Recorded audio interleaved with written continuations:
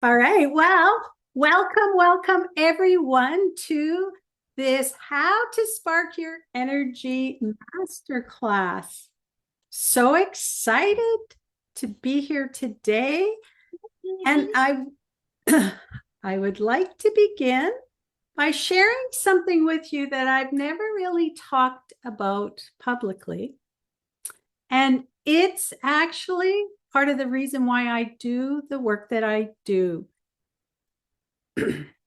So years ago, I woke up one morning and I realized something that really shocked me.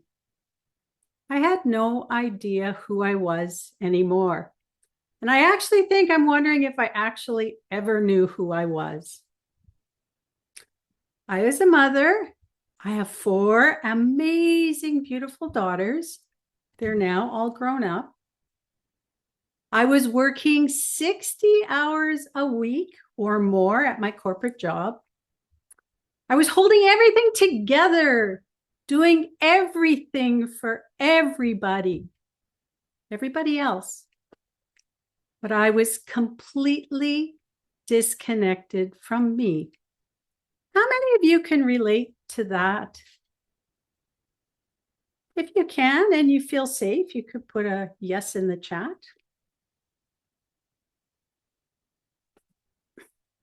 And I still remember that moment that really started when things really started to unravel.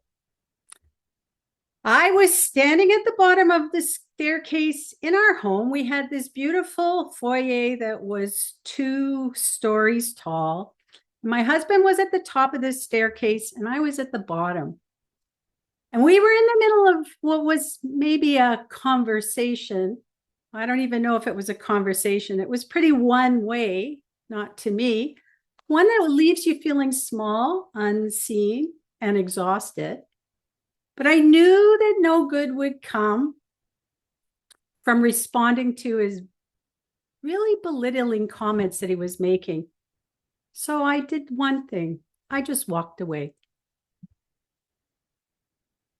But a few minutes later, my daughter came into my office and she had these innocent puppy dog eyes. She said to me, "Mommy, how could you let Daddy treat you like that?" Well, that sentence was like a shock to my entire system. I realized that I wasn't being the woman that I wanted my daughters to grow up to be. I was hanging around for my kids in this marriage, and yet I was being this horrible role model to them, and I didn't want that anymore. The truth, I thought I was strong. I was working these 60-hour weeks, holding the family together, taking care of everyone else, and anyone else who needed it. Wearing exhaustion like it was a badge of honor. Literally, I thought that my haggard look was a badge of honor, thinking it was that I was doing everything right. But inside, yeah, I was numb, disconnected, frozen, functioning, but not alive. And you know what? I didn't even know it. And after our separation, because that was the day that I decided I didn't want to be married, I didn't want to be in this pretend marriage anymore. I tried everything. Oh my gosh, I was going to find me. I did business training. I went to this, what do you call a franchise show, and I put my name in every single person's bucket for the draw. I did real estate courses. I did personal development. I poured so much money into thinking that this big investment in myself would be the motivation that I needed for success. And I wanted it so bad. But none of it worked out. Everything kept pointing to one painful truth. I had no idea who I was. And my real transformation didn't actually begin until 12 years ago when I saw a talk on sugar. And some of you already know this, but that talk on sugar opened my eyes to how food affects us, our energy, our emotions, our biology. And that began my journey back to me, who I am and myself, and the work that I am now doing, teaching women who feel exactly how I felt. So I went plant-based 12 years ago, almost overnight. It was accidental. I wasn't planning it. But what I didn't know at the time is that was the beginning of me having my thaw from that freeze that I was in. So my energy started to rise, and it didn't take too long. I started to get mental clarity. And over the time, I started to find my passion. That was the key. But I still didn't have the whole picture. My nervous system. So it was about a year ago that I started working with my coach, Rose. And I also had been working with another mentor of mine, Peter Sage. Shout out to Peter. Hey. And I finally understood what had been happening all along. I wasn't lazy. I wasn't unmotivated or broken, because when you do all those courses and you keep failing at them, you got to think there's something wrong with me. What it was is my nervous system had been in a state of freeze. And when I finally put that nervous system and nourishment together, everything clicked. And that was the missing piece, the piece that almost nobody is talking about, especially for women. And that's why we're here today, because I don't want any women spending 10, 20, 30 or more years in that frozen state without understanding why. I spent over 35 years in my corporate job. Just think about it. That's a long time. All right. Well, let's just check it out. Yeah, nervous system and nourishment. Bam. Jenny says, I never had a corporate job. I think that might be a good thing. You know, there's some really good things. I learned a lot in my corporate job. I did a lot, and I felt like I was helping. I was doing things. I was a client relationship manager, but I didn't realize how much it was also dragging me down as well. All right, so take a deep breath from that. How many people can relate to any of that story? You think yeah, it's something else. So I'm just going to share my screen again for you as we go in. All right. So I want to welcome you here to our How to Spark Your Energy Masterclass. So what are we going to do today together? We're going to look at our future self. Who do you want to be? That was a big thing for me. I had no idea who I wanted to be. Why don't you have it? Why don't have any life left in you, if that's the case? This invisible wall called freeze, what it's all about, and why we disconnect from our bodies. Also, nourishment and cravings. You know, we talk about cravings, but there's a real explanation in our nervous system for why we have these cravings. And it's not that you're broken, it's not that you don't have any willpower. It always comes back to our biology. And then we're going to talk about the 3R blueprint. This is how that we can have transformation, how we can move out of that freeze and transition to possibility. Imagine that. So I have an agreement for you today. First of all, playful out. So if you are okay with putting your camera on, put it on. If you don't feel safe putting your camera on, that's okay. I'm not going to make anybody do that. one of the things you can do is, if you're not feeling safe, is do something little tiny step.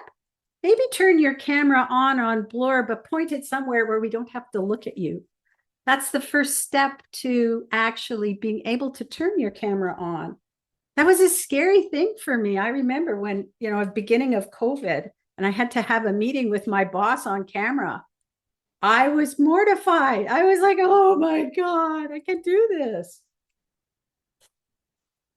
I want you to remember this is a safe and judgment-free space.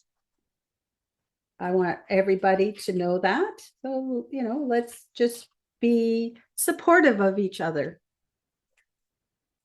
I learned this thing called IPO. I love it. It's called intended positive outcome. IPO is also about investments, but this is not investment related. Actually, it's investing in ourselves. It's the idea that everybody is doing things for an intended positive outcome. People are not malicious in what they're doing.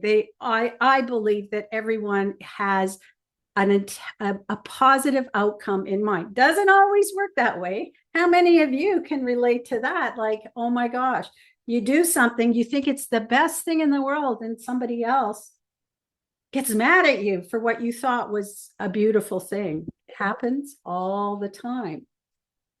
So I believe, there's some things that happen, why we go into freeze.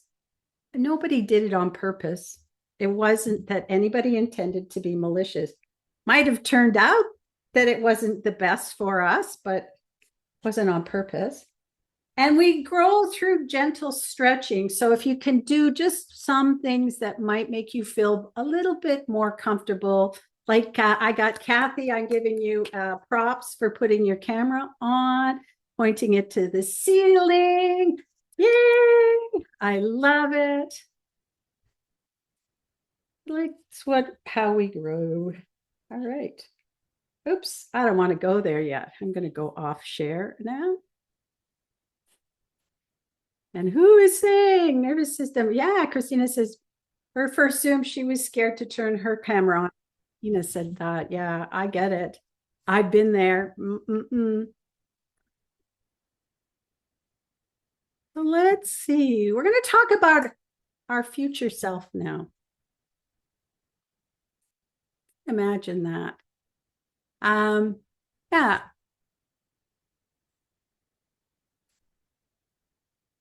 We're going to do a little practice now. I'm going to put on my, got to find everything here. I'm going to share my music here. I always got to put the share on. And Jenny says that she's shamefully messy. No, there's no shamefully messy. Enjoy being in your whatever PJs. You haven't brushed your hair yet. It's all good. Come as you are. We love you however you are, and it's all good. And if you don't feel well to turn your camera on, I'm good. PJs. Okay. Yeah, it's all good. It's all good, Jenny. All good.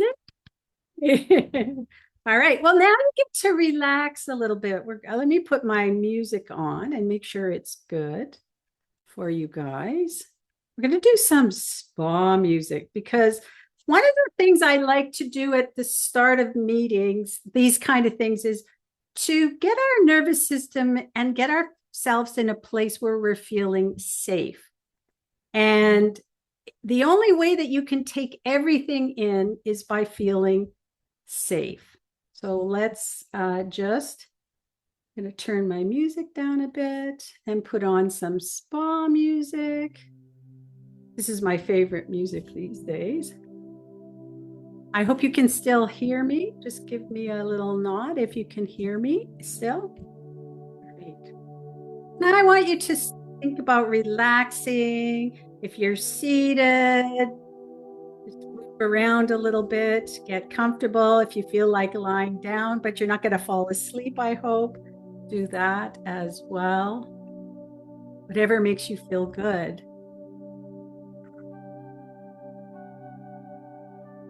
We're going to have a moment to feel safe, a moment to come back into our bodies and remember ourselves. So just again, adjust your posture so you feel supported. Don't have to sit tall or perfectly. Just feel comfortable and then let your body soften by 5%, whatever that is to you.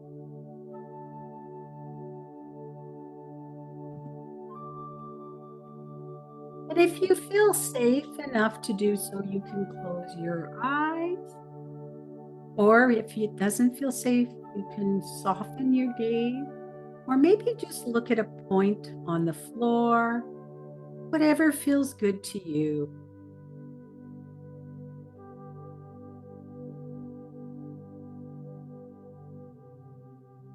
And now take in the smallest breath. Nothing too big or dramatic, just a gentle sip of air. And let the exhale be just a little longer than the inhale, maybe by a second.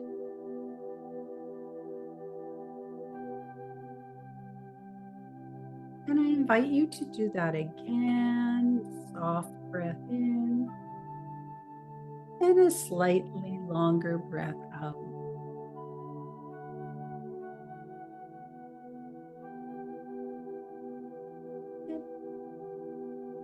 Feel your shoulders soften, your jaw loosen.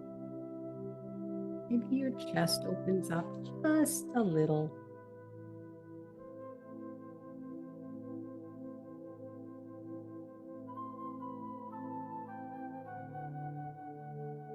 And notice the chair holding you, the ground supporting you, and your body here in this moment, safe enough.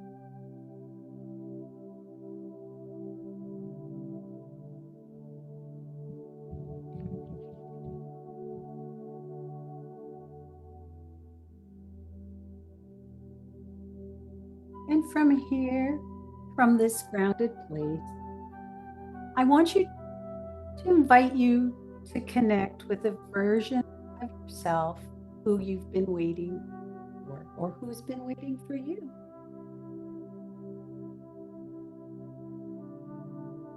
I want you to imagine the woman you could be 1 year from today if nothing was holding you back.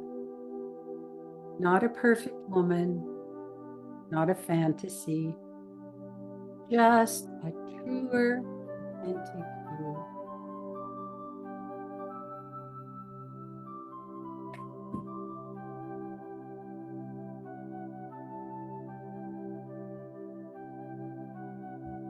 And if you can, see her or sense her or just imagine her, whatever works for you. What does her morning feel like?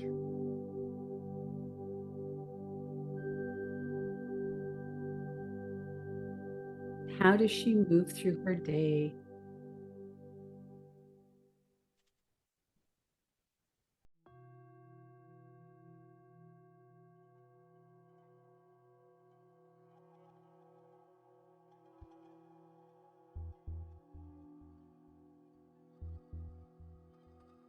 What has shifted her energy, her confidence, and her clarity?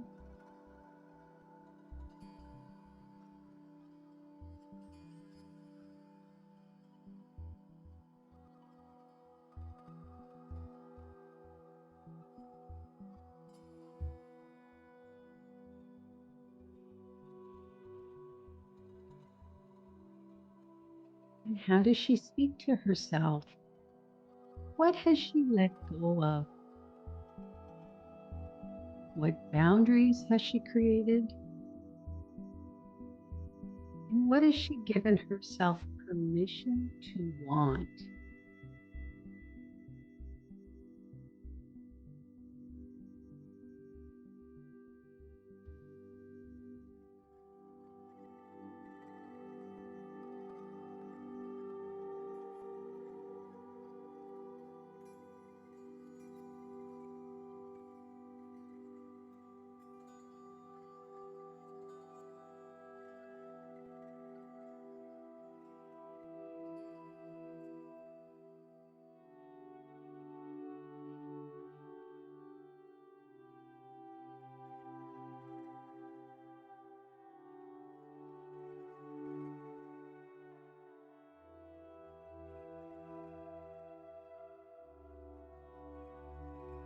And notice how she holds herself, how she breathes, how she shows up.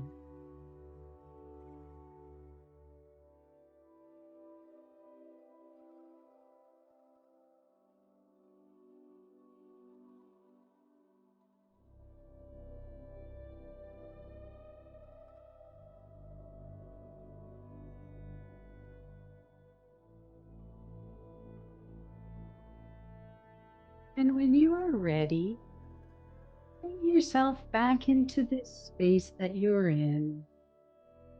Maybe you want to stretch, wiggle your fingers, gently open your eyes if they were closed. Take a deep breath in and a deep breath out. And a deep breath out.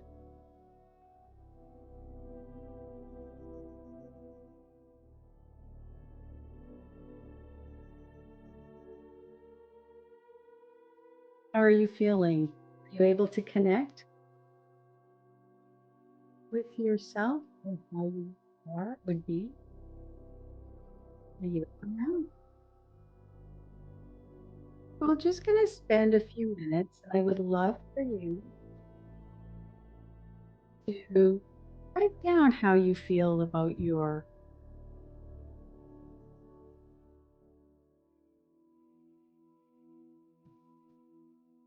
future self and yourself a year from now. Spend a couple minutes either thinking, or it's always good to write it down if you have paper. Who is she? Just going to spend a few minutes doing this. And I learned how to put the timer on. I might try to get a timer on if I can. No, I can't find it. Oh. So who is she? How she feels.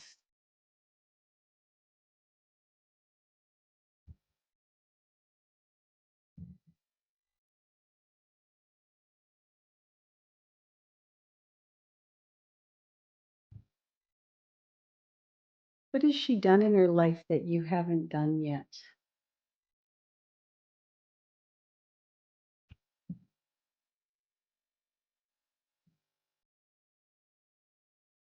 Why does she matter to you?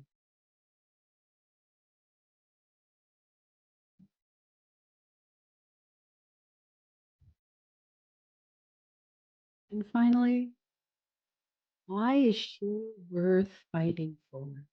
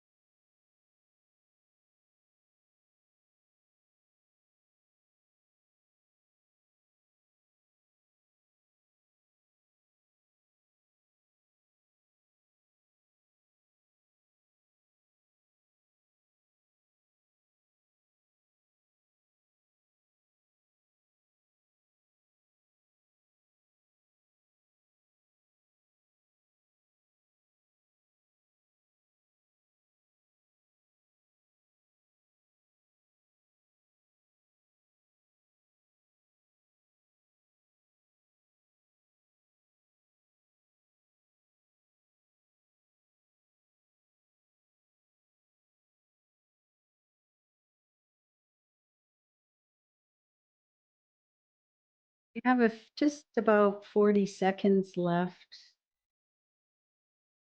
I think that's what you're doing. I love this song.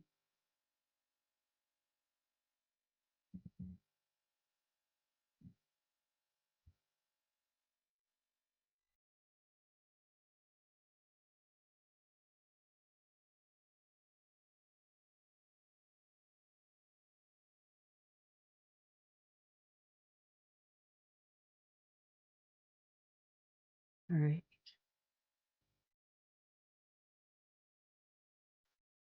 I don't know if anybody would like to share or put something in the chat about how they feel about their future self and where they want to be a year from now. I hope it makes you feel good and warm in your heart for where you want to be and how you want to be. Excited is like it is possible. Yay! Yes. Amazing. I love it. Yeah. It's just really makes you feel so alive when you feel so good about yourself. Yeah, it feels so real. Amazing. All the things that you can do. Well, before we get there, before we get there, this is the part that no one talks about. This is how do we get to that place? How do we actually get there? So, the person that you met, that woman that you met on the page, is not a dream. She is a direction. And today we're going to talk about how you can get there, what's been standing in the way between you and her, and how you can move towards her one gentle step at a time. So here's the part that no one talks about. Not in personal development, not in coaching, not in nutrition, and not in women's health.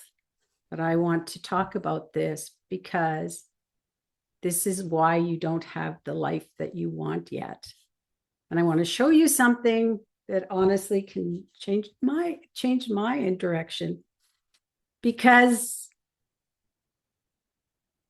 I want to say I was trying so hard and still not getting the results. And if you feel like that happened to you and you spent so much money on courses, never got the results, I thought that because I spent $5,000, I was going to make that commitment. I mean, that was a lot of money. It was going to happen till it didn't.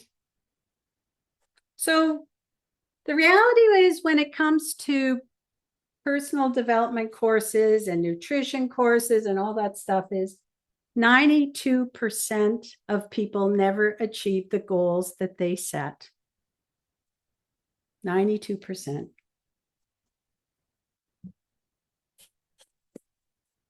Only 15% ever finished the course that they bought in the first place. Imagine that. And less than 2% actually have and experience lasting transformation. But if that isn't enough, here is the part that really shook me when I saw this stat. For women in midlife, women just like me, maybe like you, they are the least likely of all demographics to succeed in personal development programs. And I don't know about you, but I see a lot of midlife women in the courses that I'm in. I do, and I love them all. And some of you are here today because we met in a personal development course.